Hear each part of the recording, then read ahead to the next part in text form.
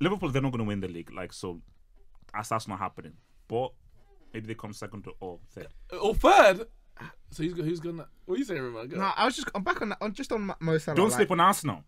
No, Don't sleep on Arsenal. Allow it. Easy. Yeah, bring it on. Sleeping in terms Don't of sleep on Arsenal. No, well, not in terms of the league, but you said that's done. Man, I don't want to talk. Oh no. I said no because Arsenal can come second. No, we can't.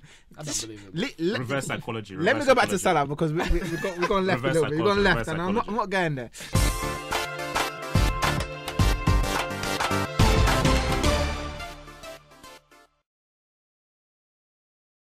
Welcome, guys, to Neeks Sports Podcast, episode 7.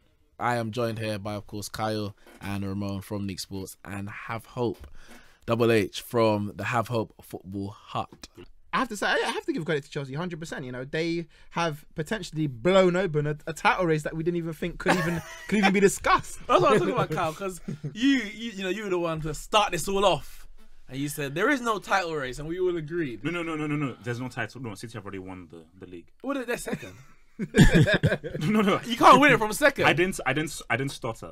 You did. City have already. Look, I know. I get my stomach off from my dad. joking. No, it's right. I'm actually a look, as I say, as a stutterer.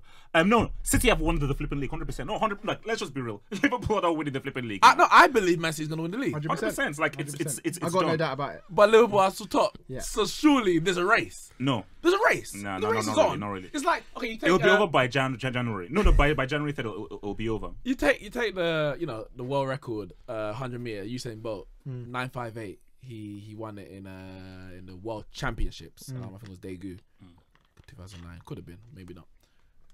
But Tyson Gay ran it in 969.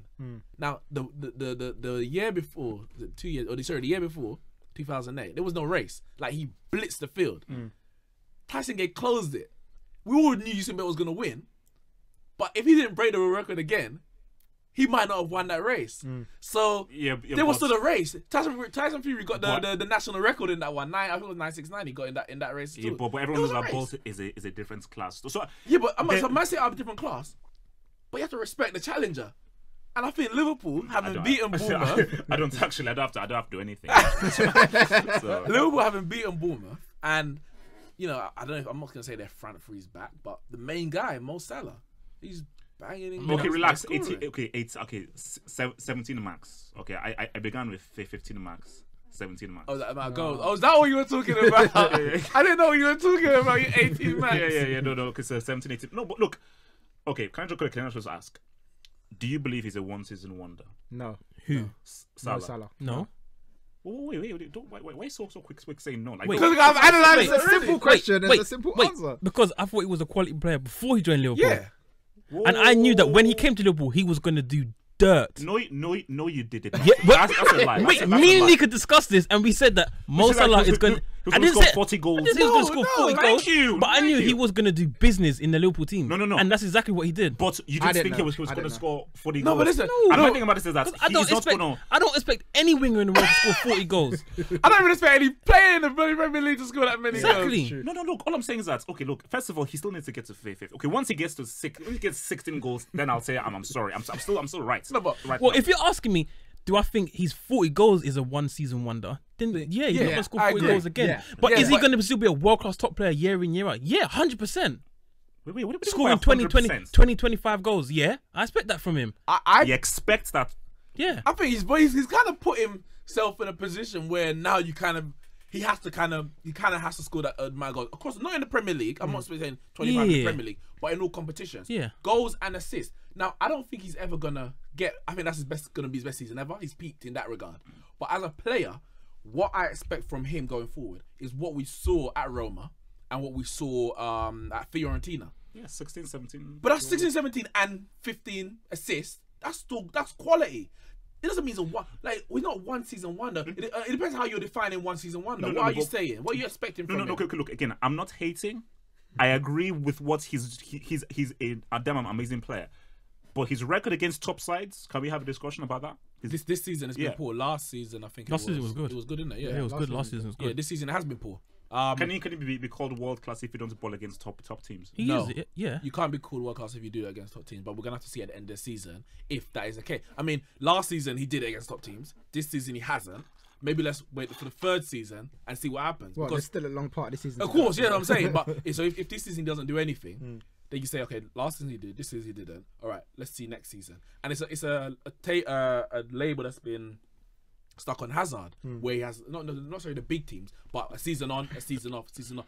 So no one's talking about his ability, but it's about the consistency. And I think, some of it comes down to how Chelsea, Liverpool have played. Liverpool are not playing the same swashbuckling style that's allowing them to score 4 or 5 goals every game or whatever it is. So when you play those big teams, if you're a bit more defensive, you may only get 1 or 2 chances. But I think he's a quality player, and I think he will continue to prove that. And also, look, basically, that third goal, quality. Like, I hold my hands up. Like, most players, Morata skies that to flipping Neptune. Yeah. That's what Morata does. So in that third goal, just his composure. Everything to Neptune. Yeah. Forget that guy, man. I don't know why you Useless chose dude, him. man. But no. Look, I mean, like, that third goal was quality. And look, Liverpool, they're not going to win the league. Like, so that's not happening. But maybe they come second or third. Or third. So who's gonna? What are you saying, Ramone? No, I'm back on that. Just on Mo Salah. Don't sleep on Arsenal. No, Don't let's- no, sleep let's on not. Arsenal. Allow it. Easy. Allow it. Yeah, bring it on. Allow Sleeping it. in Don't sleep on Arsenal. No, well, not in terms of the allow- league, but you said that's allow it, done. man. I don't want to talk. Oh no. about I said no because Arsenal can come second. No, we can't. I don't believe it. Reverse psychology. Let me go back to Salah because we've gone left a Reverse little bit. We've gone psychology, left, reverse and psychology. I'm not going there. But Mo Salah, yeah, for me, I remember we had this discussion last year, Neeks, and you said, I asked you, you said to me, you think Mo Salah is on par with how he was doing at where was he last year? Fiorentina, 2 years ago, Fiorentina. And at that stage, you said, yeah, he was. And I said, no, what he's doing is leveling up. I said, he's leveling up. You said, no, he's on par. And maybe, I don't know if you agree, by the end of the season, maybe, yeah. Obviously, I've done more. He's gone clear. He's gone clear. Yeah. Now, for me... Yeah, it was about this time last season. Yeah. So for me, what he did last year was he took his game from good, good, very good level at Fiorentina, Roma. But obviously, because we're, especially us in England, we think you need to do it in the Premier League for us to say anything. And maybe, I guess he hasn't done it in Champions League either. So we were waiting for this, and he came and he done it. And so where we are now is saying, okay, he's had some good seasons and one brilliant, great, world-class even season. Yeah, world-class season. Now, I wouldn't necessarily say he's now a world-class player. Correct. Personally, I wouldn't say it yet. I feel like you need to prove it over a certain amount of time. But the thing is, I mean, he did do it in the Premier League and Champions League, so that's one thing you have to give to him. If he did it maybe this year consistently for the Premier League and Champions League, you got to start talking about him in that bracket. You can begin the conversation. Yeah, but I also wouldn't say that last year was a one-season wonder. However, I don't think I do feel last year is his best ever. Yes, and I think, and I don't think he'll ever hit the heights of that again. Correct. But when we go back to the point of how we made last week when we said Messi scored 91 goals and that was his best season ever, which is 2012. Doesn't mean 2013 was bad. Yeah. and it doesn't make him a one season one. It depends. Like I said, are we saying it's two different questions? Is he ever going to hit those heights, or again, or is he going to flop from here on in? That's the two questions we're asking. And I'm saying he's never going to hit those heights, but he's not going to flop. Yeah, he's going to. You must say level. He's going to go back to his his default. Yeah, and maybe get which was pretty good. Yeah, of course, yeah. You know, which was pretty and therefore, for me, that wouldn't be a one season wonder. Because it just means that means that was just your best season. Every player has a best season. There's a season where statistically anyway, they scored the most goals they've ever scored. They got the most assists they played the best. They won the PFA Player of the Year. They can't win it every year. They can't score the most goals every year. Yeah. But they still have good seasons after. Yeah. No, but actually no, just quickly just on the points that you're saying of Messi. I don't believe that 91 goal season is his best season. Well, the year it was actually the calendar year. The calendar. Messi's best season, football. Put stats to one side, man. Just put stats to one side. I'm from the 80s, man. Look, we do things differently here, man. So based on the eye test, Messi's best football was last season. As far as what he's doing, the football that he's playing, his effect. Because I was watching the games. What guy was doing for Barcelona? His playmaking, his dribbling, his influence, his chance creation. Because I believe his best season. Just that we look at the 91 goals and we're like, oh, no. But I wouldn't automatically even say the 91 year was his best year personally. Goals wise, of course, it was. But I always come from a place of achievements. Like if you scored, it was a year when Ronaldo won the Pichichi. I think it might have been his first Pichichi, and obviously the league was done, but I think at the time. But they were just giving him goals. Like they'll get to the goal and just pass it across. And he scored 4 against Sevilla and 5 here, whatever. But statistically, I think he got 61 in the league. It's like cool, but one could argue that the 42 goal season at Man United was a better season. He might have scored less goals, but he won games that we shouldn't have won, or he scored in moments that were more important than he did in a goal in a season where he done longer. No, that's his best season. Well, I haven't analysed every season at Real Madrid, so I can't 100% say that right now, or agree with that, should I say? But Messi last year, he had to do something that he'd never done before, or to that level, because obviously he didn't have Xavi. Iniesta was on the wane, so he having to do a bit more. He has to play make. Even Neymar's gone. He's having to play make as well as as well as get the goals, which he did. But I would say, yeah, he showed, not that we were in any doubt that he could do it in the first place, but he showed that he could do it. But I would say there's seasons such as 2009, scoring the winner in the Champions League final, 2011, the way that he dominated that Champions League final, and he got a brilliant goal in the end, even though I think Van der Sar should have done a bit better with it. Those seasons, even though you got 50 odd goals in those seasons, they have to be put on par. Even though he had Xavi, Iniesta, and Eto'o and David Villa beside him, but the job that he had to do, he did it to a level that you could say matched the job that he had to do last year. It's just that his job last year was a bit wider, there's a bigger remit, and then maybe that was why they didn't win the Champions League, because he had to do too much. He couldn't carry them. He could carry them as far as he could, and then when it, obviously when it came to it, Manolas and the ruins and the commentator said. But yeah, it's I would need to go into a bit more depth to see what their best season is. I can't just judge it on goals. But as far as Salah goes, again, you saying has he peaked? You want to put away stats, but what are you? Or you say is it one season wonder? Why are you saying that season was wonderful? Is it based on the goals or what? I don't know. Oh no! I think not everything. The goals, the kind of goals that he scored, the goal ratio, the winning goals, the clutch moments. I just think that was like, whoa! This is what Messi kind of does. That's just what crazy. And I just do not believe that he'll be able to replicate that over consecutive seasons. He'll still be good, but I don't think it's enough to be world class. So like what he did for Fiorentina and Roma, I was like, no, this is really good. I did not see that Liverpool season from what I saw at Fiorentina and Roma. Hence why it was such a big surprise. I was like, whoa, I didn't see that. For that player I saw in Fiorentina and Roma, in the player that I saw last season for Liverpool. No, 100%. I didn't see that season. But what I did say at the time, so me and Kyle spoke at the time, and I was like, all right, you've got Mo Salah, you've got Mane, you've got Firmino. You can get rid of Coutinho and buy a defender. I said that from the summer. I was like, I'm not saying Salah's going to be better than Coutinho, but for me, he was going to be better than Mane last year, and he was. I didn't expect it to the level, but I knew what he had done, and even what he showed when he was at Basel, the way that he even ripped Chelsea apart in the Champions League. So I knew that player was there. And for me, I was like, 15 assists and 15 goals. That's good. That's a great season. That's a brilliant season. World Cup was a brilliant season. Obviously, he did more than that. But I'm expecting Salah to, especially under Jurgen Klopp at Liverpool, to continue to play in that way. And, I guess we'll see. We've got a big game. We're doing this on a Monday, but he got a big game against Napoli.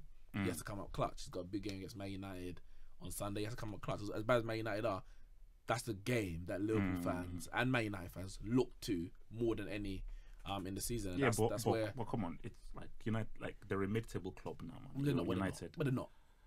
But they're not. Sixth is not mid-table. Yeah, but look, it is. But it's not. It's not. Wait, 6 out of 20 is mid. That doesn't make any sense. No. Psychologically, it is. Like, not technically, but psychologically, it's pretty much mid. Look, it's a mid-table team. When we finished 6th in Jose's first year, Liverpool didn't beat us that season anyway. So the fact is, it's a big game. Under LVG, Liverpool didn't beat us at all under LVG. So regardless of what we've done or haven't done since Fergie's gone, it's still a massive game. Mid-table or not mid-table.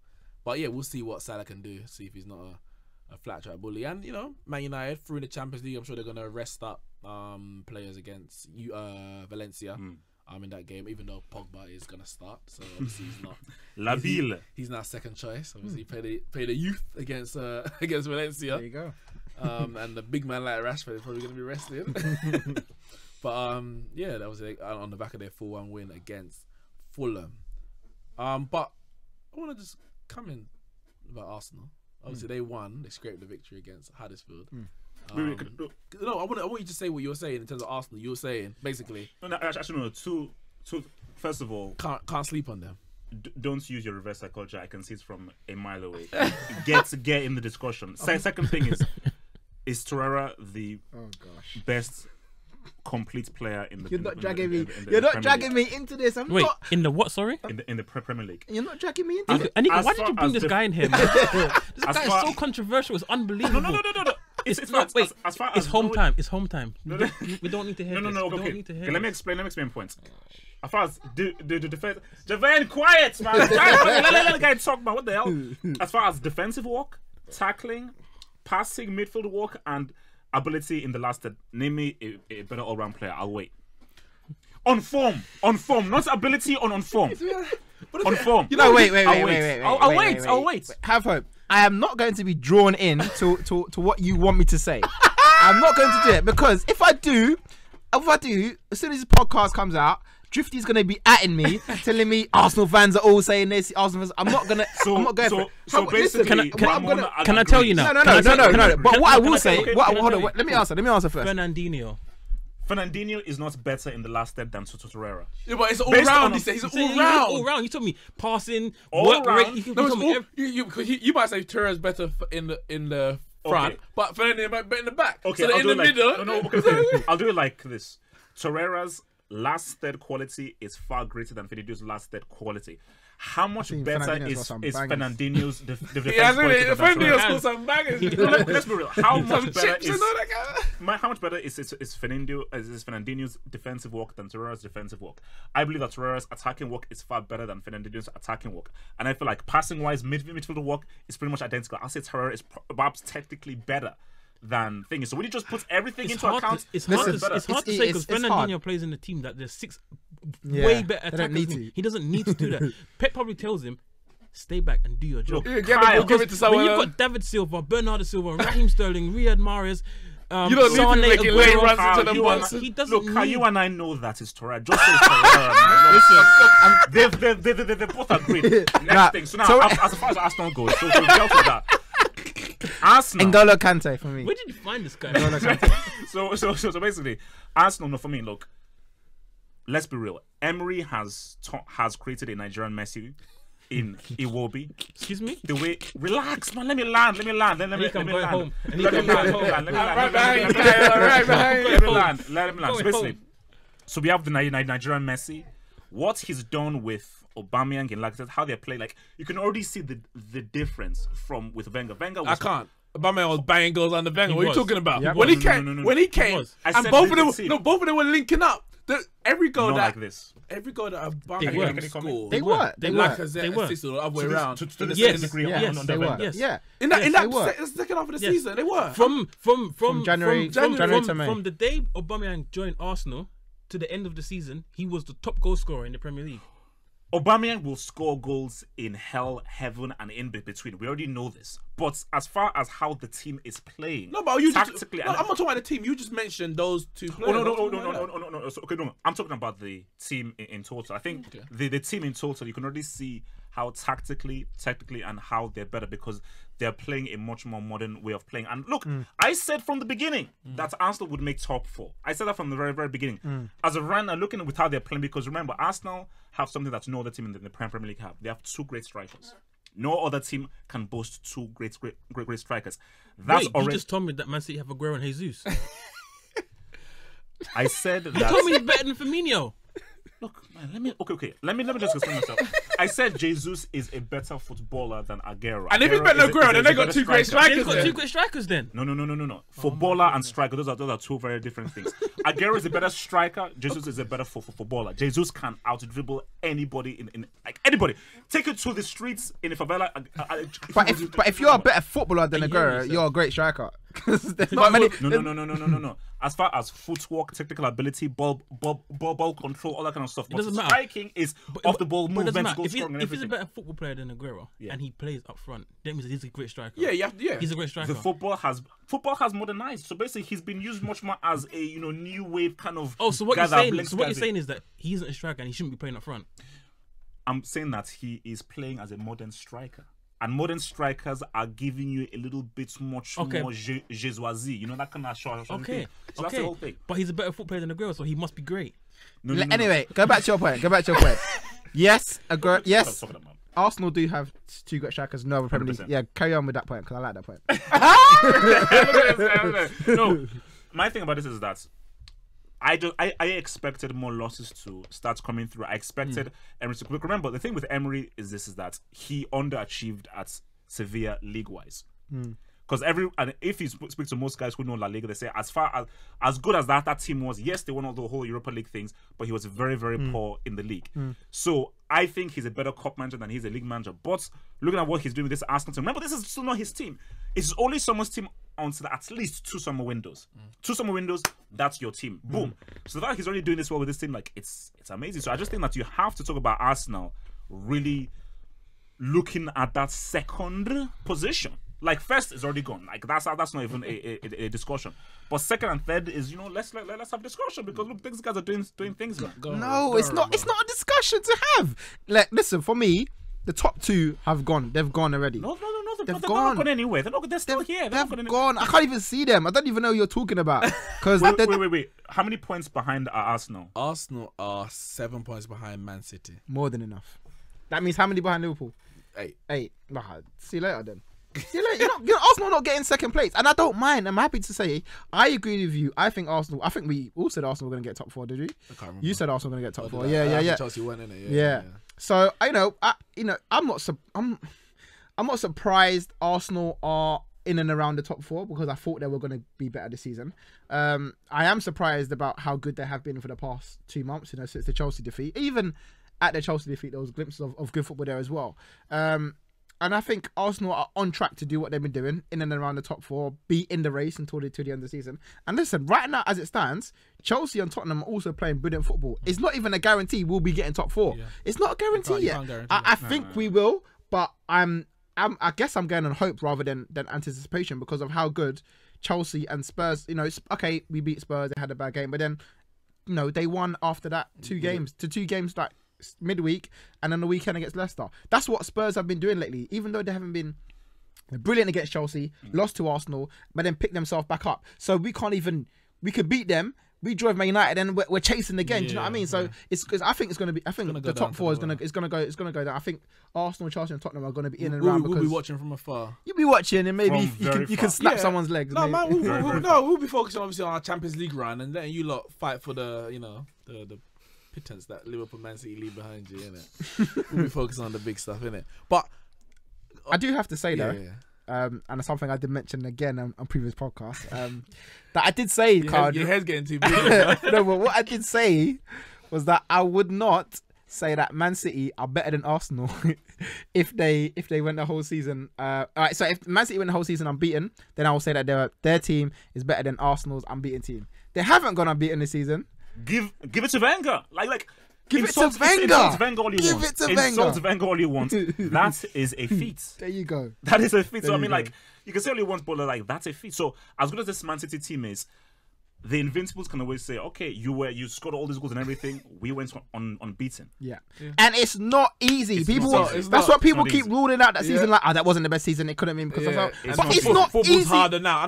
The point that we made on the podcast, which I said, if football was easier then, Man United would have gone unbeaten because in between that 2004 season, we won the league 3 times in a row before, 3 times in a row after. Come on. And at no point did we look like. It's only the 2011 season where we were unbeaten up until about January and we lost to Wolves. Yeah. But we were playing terrible football that year anyway. Yeah. So it's not easy to go unbeaten. If it was, it would happen much more often. Exactly. So it's always been difficult. Liverpool, hold your hopes up, but I'm sure that's coming to an end. That's ending on Sunday. We just ended on Sunday. Jose got that. Nah, we ain't winning that. I think it'll be a draw, personally. A dire draw. But just finally to answer Habsop's question, points. Torreira's not the best all-round player in the Premier League. Who is? Wait, just wait. Okay, I'm land, as you say. The reason why I struggle sometimes with your analogy because it's very, very short term. Yes. You look at a short period of games, and you make a judgment, and then something changes in the next 2 or 3, and you make another judgment. And I don't work like that. I tell you why, because you had and you were beating the drum for Hazard being top three. Neymar Duffy's Liverpool, and all of a sudden Neymar's gone above him.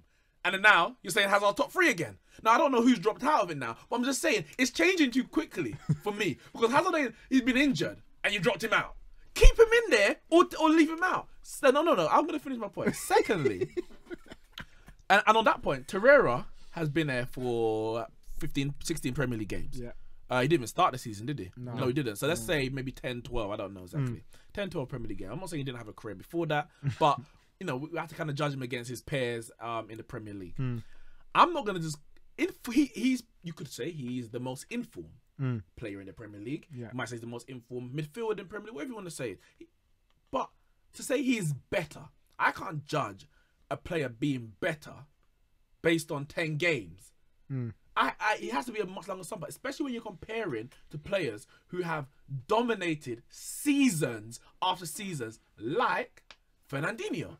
He has dominated seasons. He's been the linchpin of a Manchester United midfield. Linchpin. Fernandinho dominates Manchester City midfield. What's I said? Manchester City midfield. Fernandinho. If he's a Man United. Oh, Man City. And Rio Ferdinand said this. I think it was last season or maybe even the year before. He is. Oh wait, he was anyway. But, they brought a lot of players in. Their most important player. They're the only player that they basically can't live without. He's irreplaceable.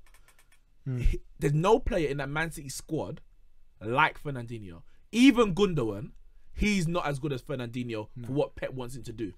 Pep said it himself. If he had 9 Fernandinhos, he would love it because Fernandinho can play right back. And I don't think he can play centre back, but possibly in a Pep team he could because Mascherano's playing centre back for Barcelona. I don't know if he can play left back, but I guess we can play right back, he can left back, central midfield. And then the fact that Pep said that means that he must have some quality, which we've seen in the attacking third. Fernandinho for me is their most important player. What did he do in the World War? I'll answer that briefly. He was on the bench for most of it. When he came on, he was terrible. But I can't judge a man based on just 3 games. Anyway, I can't do that. Cool, it's fine. So Torreira, you might say again, as I said, the most informed player. But when you compare it to Fernandinho, he's got a long way to go. And N'Golo Kante. N'Golo Kante to an extent, but in the final third, did you just see he banged the top corner goal against and he does that one. He does that one every. Actually, he scored another goal this season, didn't he? Yeah, he's got 2. Same as Torreira. Put some respect on N'Golo. Again, but even Kante, the seasons we've seen Kante boss the midfield, he was a defensive midfielder more than anything else. So even then, I have to wait to see can he sustain this all-action midfielder for the whole season. Let's see how he does. I can't just judge it all of a sudden and say he's now the best midfielder in the Premier League. If you want to then talk about that, or the most all-round, James Milner. He plays left back. He plays right back. He plays central midfield. He plays defensive midfield. He also, obviously when he was Aston Villa and Leeds, he plays left wing. And even for Man City, he plays as a false 9 in games. So if you're talking about all-round player, he maybe not technically, but in terms of effectiveness on the pitch, James Milner's done it. So Torreira's got a way to go. Torreira has a way to go. He needs to prove it. Agreed. Over a longer was doing it at Sampdoria and he did it for Uruguay as well. So where did I barely before Uruguay went at the World Cup? Yeah, he came on. He played 2 games. The last 16 and the last game of the group stages. Didn't even start. Come on, man. So that's my take. And Arsenal, they're not getting second. That's the last spot. They're not getting second.